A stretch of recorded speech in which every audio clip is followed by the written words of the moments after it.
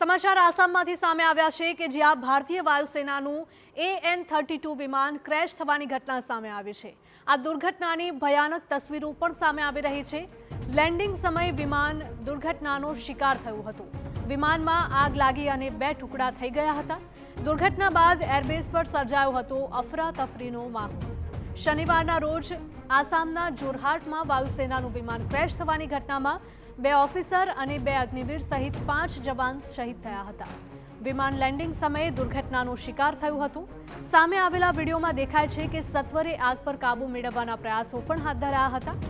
AN-32 ભારતીય સેનાનું વિશ્વસનીય transport વિમાન મનાય છે, ત્યારે દુર્ઘટનાનું કારણ જાણવા માટે કોર્ટ ઓફ ઇન્ક્વાયરી હાથ ધરાશે।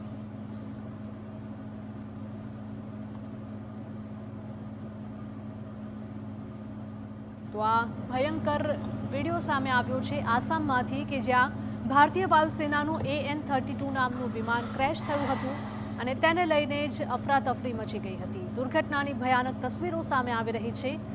આ વિમાનનું લેન્ડિંગ થયું અને તે જ સમયે વિમાન ક્રેશ થઈ ગયું હતું। દુર્ઘટનાનો શિકાર બન્યું હતું।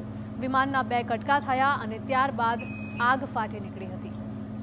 દુર્ઘટના બાદ એરબેઝ પર અફરાતફરી સર્જાઈ હતી। શનિવારના રોજ આ ઘટના બની હતી।